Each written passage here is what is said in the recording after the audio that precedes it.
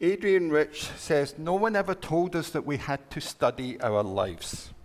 Make our lives a study as if learning natural history or music. That we should begin with simple exercises first and slowly go on trying the hard ones. Practicing till strength and accuracy becomes one with a daring leap into transcendence. And in fact, we can't live like that. We take on everything all at once before we've even begun to read or mark time. We're forced to begin in the midst of the hardest movement, the one already sounding when we are born.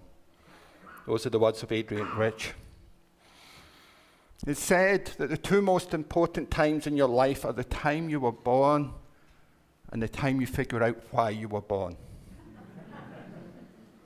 And I think that's what we do, and I think that's what about unfurling our wings, in the words of the Spirit of Life hymn that we sang at the beginning of the service. Roots hold me close and wings set me free. And I always think of those words in relation to the bridging ceremony, where people are unfurling their wings, perhaps yet again, perhaps for the first time. And I think it's a question like, why are we born? And I think most of us are still trying to figure that out. At least I am. And I invite us all to think on that, like, how can we unfurl our wings? What do we wish to do in the coming week, in the coming month, in the coming year, in the current remainder of our lives? For some of us, it's probably longer than others. So you've got a lot more time to figure it out. But I think that's what we're trying to figure out. And I think there's a paradox in that the more we can explore, the more we can unfurl our wings, requires the stronger roots. Because you think of the birds the first time they fly. They've not done it before, so when you make a mistake, that could be quite significant.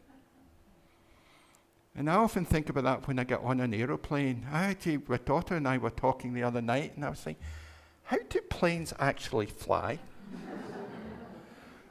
You know, I'm kind of glad you get on these little corridors when you get onto a plane now, because you can't really see it. Because remember the old days when you used to walk outside and climb up on it, and you saw them and you're going, is that really going to fly?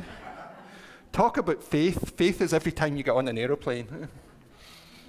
But I think that's when those birds first fly. I mean, what allows birds to fly? Of course, it's the feathers, it's the hollow bones, and it's all those other things. But what really allows birds to fly is they believe they can. And they let go for that first time with those untried wings. But you think of the nurturing. The birds didn't just break open the egg and start flying. They were nurtured by family. They were nurtured by parents. They were kept safe in the nest. And that's what allowed them to fly.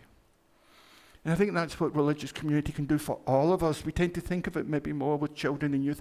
But what religious community can do for all of us is can build that place of comfort, that nest where we're fed spiritually, we're fed emotionally, we're fed physically at times. And that allows us, that builds us the roots, that knowing that if we fail, if we make a mistake, if we take ill, if we're involved in an accident, there's a community here that will be with us. And I love that idea. We are the roots that allow us to unfurl our wings, and that's what we need. I invite you, every time you think of Spirit of Life, every time you think of taking that next step, think of those roots that we have, those roots that ground us, the strength, because I cannot think of a better place to make a mistake than this community. And I do it every Sunday.